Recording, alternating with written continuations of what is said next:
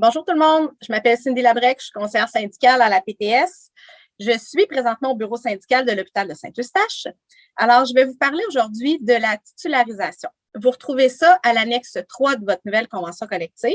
C'est un principe que vous allez également retrouver dans la lettre d'entente jeunesse, mais ce n'est pas de ça dont je vais vous parler aujourd'hui. Je vous parle de celle de l'annexe 3. Alors, en bref, la titularisation, qu'est-ce que ça signifie? Ça signifie qu'une personne va être non détentrice de poste au début du processus, puis qu'à la fin du processus, elle devient détentrice d'un poste. Il y a beaucoup de modalités à convenir, donc malheureusement, je ne peux pas vous donner tous les détails aujourd'hui.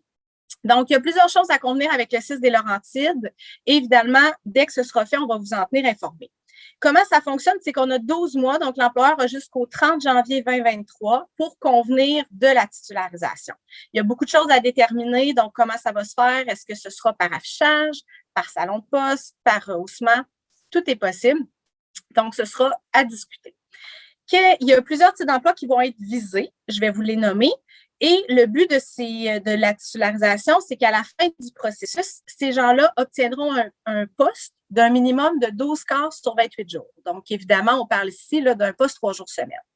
Alors, les types d'emplois qu'on vise dans cette annexe-là, les ARH, donc les agents de relations humaines, les éducateurs, les psychoéducateurs, les psychologues, les techniciens en éducation spécialisée, toute la famille des laboratoires, la famille de l'électrophysiologie médicale, la famille de l'imagerie médicale. Donc, je fais ici référence à la radio générale, à la médecine nucléaire, à la radio-oncologie et également nos travailleurs sociaux. Si vous êtes détenteur d'un poste à temps partiel qui est de moins de 3 jours par semaine, vous serez également visé par cette annexe-là afin que votre poste là, soit potentiellement rehaussé pour atteindre le minimum.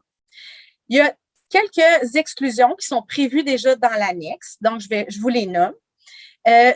Si tu es une personne de 55 ans et plus, tu peux te soustraire à la titularisation.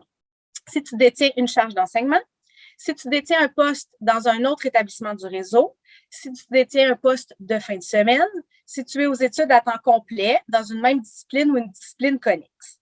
Il y a une possibilité également dans l'annexe de pouvoir convenir de d'autres exclusions.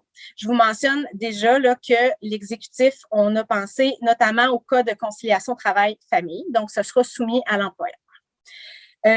Alors, dès qu'on aura évidemment plus de détails là-dessus, on vous tiendra informé de comment ça va se faire. Et on a très hâte de vous voir. Donc, merci beaucoup. Au plaisir.